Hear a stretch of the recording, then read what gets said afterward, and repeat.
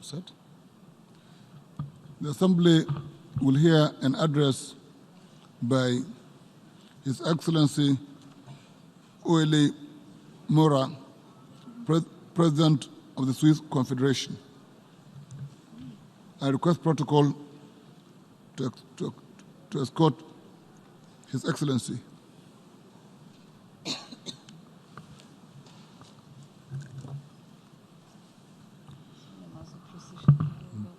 Yes. On behalf of the General Assembly, I have the honor to welcome to the United Nations President of the Swiss Confederation, His Excellency Ueli Maurer, and to invite him to address the Assembly. His Excellency.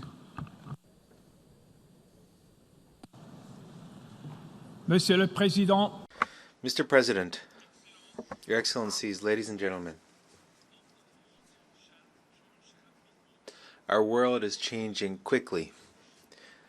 The values that for a long time served as our reference are being challenged, and this has led to a situation where no one knows what to trust. Can we trust politics, economics, international organizations?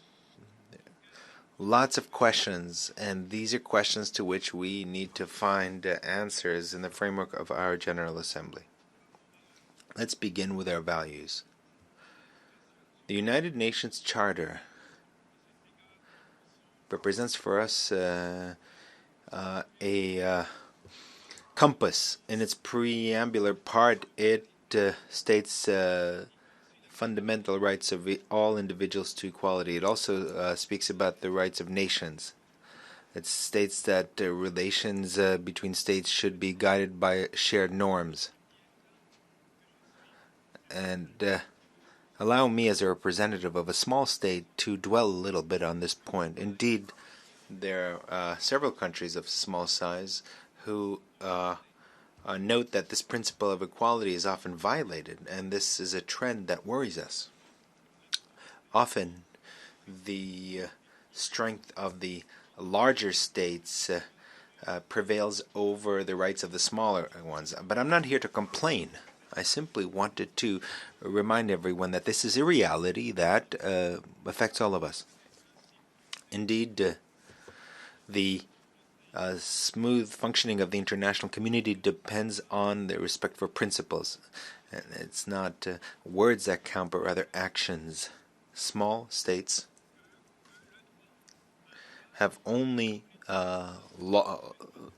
laws and rights to rely on, and the international community must protect and uphold those rights. Let us say a few more words about fundamental rights. The Geneva Convention, which is an indisputable reference point and guide, these conventions will mark its 70th anniversary, and Switzerland is a depositary of these conventions. And so the humanitarian commitment is at the very heart of our foreign policy. And as devoted as we are to the international humanitarian cause, the list of violations of this cause and these rights is very long. It is up to all of us to make sure that these rights become a reality. We have no more important or noble mission than this. Allow me also to touch upon the following matters. We need to act against hunger to ensure that water and energy supplies are met, ensure that everyone has an education. We need to combat climate change. We need to reduce armed conflicts. These are just some of the challenges before us. And we often see hope replaced by despair. In the past, our efforts were often rewarded when we were able to take advantage of the latest technological advances for common good. The progress of our civilization to a large extent depends on these innovations and on sharing their benefits.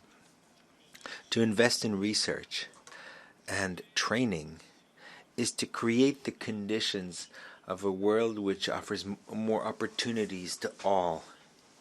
If we want in the future to have enough food, enough drinking water, and energy for everyone, if we want to be successful in combating climate change, what we need are not simply statements of principles and intentions, but we need technical innovation. We need to invest in training and research. And the sharing of knowledge should not be limited by borders.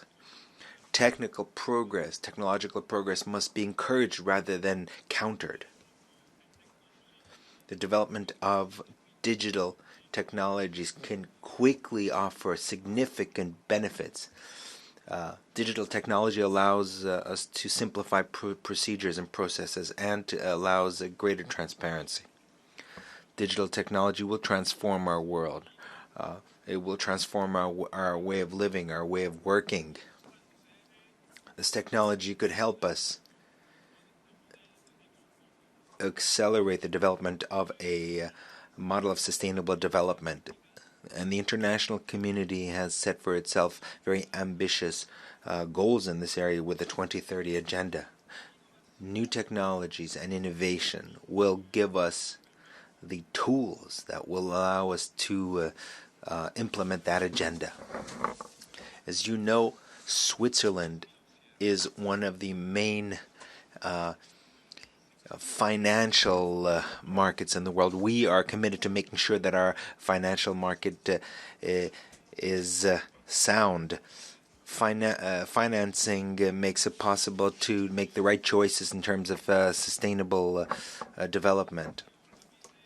With a wise development and use of and financing of digital technologies, this could help us ensure development. We need to embrace innovation. Of course, digital technologies also imply certain risks. There are certain illicit practices, and cyber attacks are something that we see on a daily basis today. And so the protection of privacy is also a fundamental right. It is up to politicians to take action and to regulate the use of this kind of private information and data. 3 weeks ago in Geneva, we launched the digital initiative Swiss Foundation. It brings together the main international providers of IT and software, and many of the largest companies of the industry, but also the United Nations, the International Committee of the Red Cross, Facebook, Google, and many others have joined. What is this initiative? We want the new digital society to have common rules and ethical principles. New technologies must be based on our trust. We need to have trust in them. You're all invited to join this initiative and thus demonstrate your engagement in progress and in strong ethical principles and values. Ladies and gentlemen, as you can see, Switzerland very much has embraced digital technology, and we are seeing this as a great opportunity. And I think this is something that needs to be based on very clear rules that reflect our common values. We are open to all of you. We are ready to invite all of you to share with our experience and cooperate with you. And lastly, let's speak a little bit about ourselves, about this organization, the United Nations. We want a UN that is strong, because it is the only global platform for change that can help us together take up the challenges that stand before us. Certainly, the organization needs to be reformed, and we know that we have assured the Secretary General of our support in his efforts to make sure that the organization is more effective and focused on its primary missions.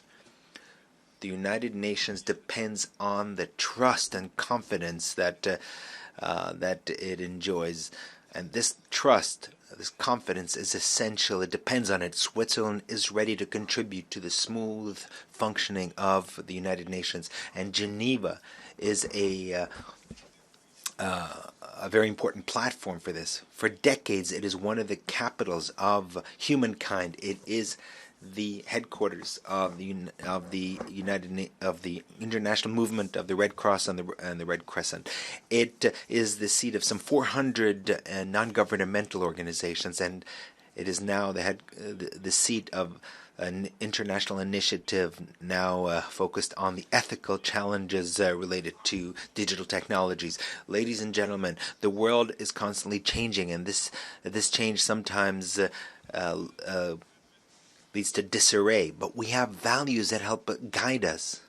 So we want to make sure that equal rights for individuals and states are upheld. Rights should prevail over the use of force. That is our motto. Furthermore, thanks to new technologies, we have here an instrument that will help us to meet the challenges of tomorrow.